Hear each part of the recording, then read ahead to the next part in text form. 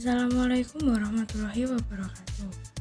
Halo teman-teman semua, perkenalkan, nama saya Nisa Prila Puspita dengan NIM K76 21021. Di sini, saya akan menjelaskan materi akuntansi pengantar tentang transaksi. Apa itu transaksi? Transaksi adalah suatu kegiatan yang dilakukan seseorang yang menimbulkan perubahan terhadap harga atau keuangan yang dimiliki, baik itu bertambah ataupun berkurang. Misalnya, menjual harta, membeli barang, membayar hutang, serta membayar berbagai macam biaya untuk memenuhi kebutuhan. Sedangkan dalam dunia akuntansi juga dapat diartikan sebagai aktivitas bisnis apapun yang bertambah langsung pada status finansial dan laporan keuangan. Semua transaksi yang terjadi akan dicatat oleh akuntan ke dalam catatan akun bisnis atau yang disebut dengan jurnal. Bentuk-bentuk transaksi. Untuk lebih memahaminya, bentuk berikut adalah contoh-contoh atau bentuk transaksi yang dapat ditemukan pada bisnis atau perusahaan. Yang pertama, ada penjualan secara tunai maupun kredit kepada pelanggan. Yang kedua, menerima pembayaran tunai dari faktur atau invoice yang telah jatuh tempo dari pelanggan. Yang ketiga, membeli aset tetap dari supplier. Yang keempat, pencatatan penyusutan atau depresiasi aset tetap dari waktu ke waktu. Yang kelima, membeli persediaan barang dari supplier. Yang keenam, melakukan investasi di bisnis lain. Yang ketujuh, meminjam uang dari kreditor. Yang kedelapan, membagikan dividen kepada para investor. Yang kesembilan, menjual aset ke pihak ketiga.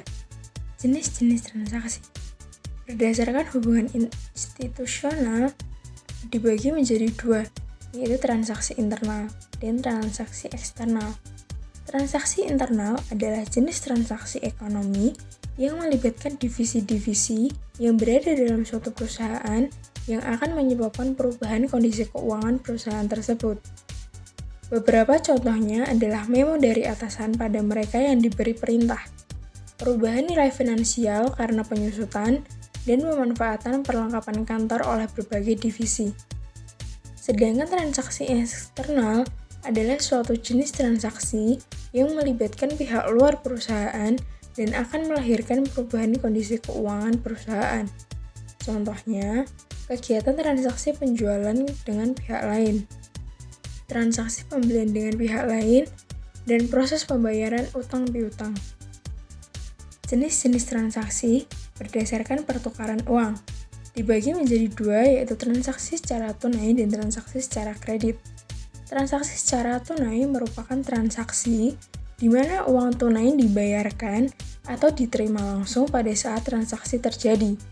Misalnya, Anda menjual beberapa produk kepada pelanggan seharga Rp50.000, dan pelanggan tersebut pun langsung melakukan pembayaran pada saat itu juga, dan Anda langsung menerima uang tunai atas barang yang dijual kepada pelanggan tersebut.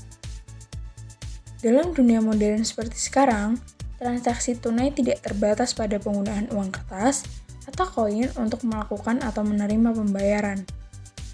Semua kegiatan yang dilakukan dengan menggunakan kartu debit atau kredit yang dikeluarkan oleh lembaga keuangan juga dikategorikan sebagai transaksi tunai. Begitu pula melalui pembayaran digital seperti melalui GoPay, OVO, Dana, dan lainnya. Sedangkan transaksi kredit, yaitu dalam jenis kredit, uang tunai tidak langsung berpindah tangan pada saat transaksi terjadi. Dengan kata lain, uang tunai diterima atau dibayarkan pada masa yang akan datang. Misalnya, Anda membeli beberapa barang dagangan dari vendor seharga 10 juta. Atas permintaan Anda, vendor Anda setuju untuk menerima pembayaran sebesar 10 juta untuk barang yang dijual kepada Anda di bulan berikutnya. Anda mengambil kepemilikan barang dan mengangkutnya ke toko Anda. Hal ini merupakan jenis transaksi kredit karena Anda belum melakukan pembayaran secara tunai langsung pada saat pembelian barang. Demikian pula, Anda menjual beberapa barang kepada pelanggan dan kemudian menerima pembayaran di bulan depan. Jenis-jenis transaksi berdasarkan tujuannya dibagi menjadi 3, yaitu transaksi bisnis, transaksi non-bisnis, dan transaksi pribadi.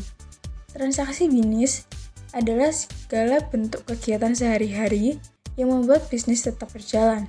Contohnya, seperti penjualan dan pembelian, sewa bangunan, iklan, dan pengeluaran lainnya.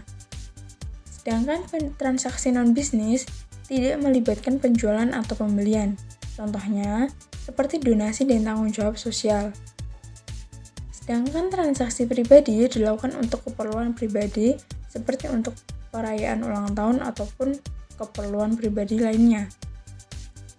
Bukti transaksi. Yang pertama ada faktur. Faktur yaitu dokumen invoice yang dikeluarkan oleh penjual kepada pembeli yang berkaitan dengan penjualan berisi informasi produk, jumlah, dan harga yang disepakati untuk produk atau layanan yang telah diberikan penjual kepada pembeli. Yang kedua ada kwitansi, yaitu dokumen yang mengakui bahwa seseorang telah menerima pembayaran. Yang ketiga ada cek, yaitu dokumen yang memerintahkan bank untuk membayar sejumlah uang tertentu dari rekening seseorang kepada orang yang sesuai dengan nama yang telah tertulis dalam cek. Yang keempat ada nota debit, yaitu dokumen yang digunakan oleh vendor untuk menginformasikan pembeli tentang kewajiban utang saat ini, atau dokumen yang dibuat oleh pembeli saat mengembalikan barang yang diterima secara kredit. Yang kelima, ada bukti setoran bank, yaitu slip setoran dari bank yang berfungsi sebagai alat bukti nasabah bahwa mereka sudah menyetorkan uang dalam rekening tujuan. Yang keenam, ada bukti setoran bank, yaitu slip setoran dari bank yang berfungsi sebagai alat bukti nasabah bahwa mereka sudah menyetorkan uangnya dalam rekening tujuan.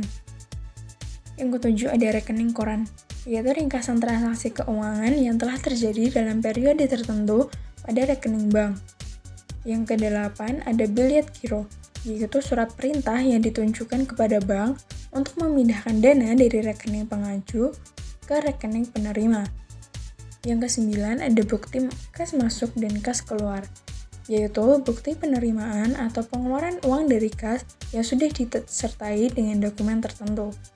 Yang ke-10 ada bukti memorandum, yaitu bukti transaksi yang diterbitkan untuk berbagai peristiwa yang terjadi di dalam internal perusahaan dan biasanya berlangsung pada akhir periode.